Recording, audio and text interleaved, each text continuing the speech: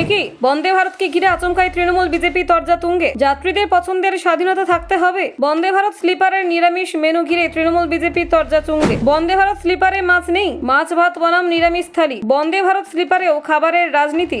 বন্দে ভারত স্লিপারে বাঙালির প্লেটে ধাক্কা। নিরামিষ মেনুতে উঠছে প্রশ্ন, টিকিট কাটলেই নিরামিষ। হাওড়া কামাখ্যা বন্দে ভারত ট্রেনে কেন নেই আমিষ? খাবার নিয়ে হাই ভোল্টেজ রাজনীতি। বন্দে ভারত স্লিপার ট্রেনে শুরু তরজা, নো ফুড নেই, আমিষও নেই। বন্দে ভারত স্লিপার নিয়ে যাত্রীদের ক্ষোভ চরমে। বন্দে ভারত ট্রেনে মাছ ভাত বিতর্ক। মেনু ঘিরে মুখোমুখি তৃণমূল বিজেপি। নিরামিষ মেনুতে অস্বস্তিতে বাঙালি যাত্রী। জানেন ঠিক কি ঘটল? দেখুন। হাওড়া কামাখ্যা রুটে দেশের প্রথম বন্দে ভারত স্লিপার ট্রেন চালু হওয়াকে ঘিরে শুরু থেকেই যাত্রীদের মধ্যে আগ্রহ ছিল তুঙ্গে। আধুনিক সুযোগ সুবিধা, দ্রুত গতি এবং আরামদায়ক যাত্রার প্রতিশ্রুতি নিয়ে এই ট্রেন যাত্রা শুরু করলেও খুব অল্প সময়ের মধ্যে খাবারের মেনু নিয়ে বিতর্ক সামনে চলে আসে। বিশেষ করে শুধুমাত্র নিরামিষ খাবারের ব্যবস্থা থাকায় বিষয়টি রাজনৈতিক মাত্রা পেয়েছে।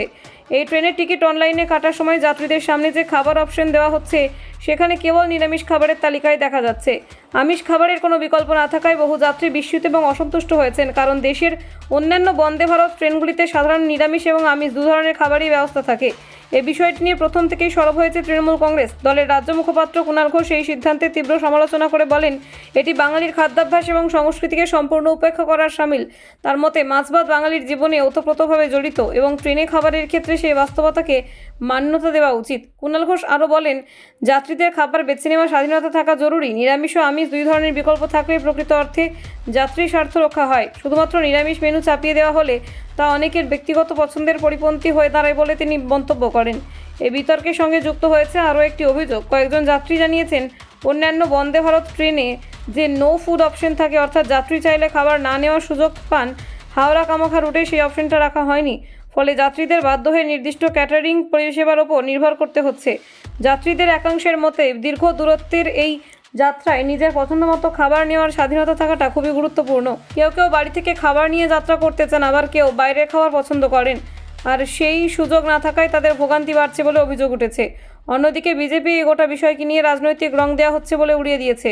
রাজ্য বিজেপি সভাপতি শ্রমিক ভট্টাচার্য বলেন, খাবারের পছন্দ সম্পূর্ণ ব্যক্তিগত বিষয় এবং এর সঙ্গে কোনো রাজনৈতিক দলের যোগ টানাটা ঠিক নয়। তার মতে এটি রেলের পরিষেবার সংক্রান্ত বিষয়।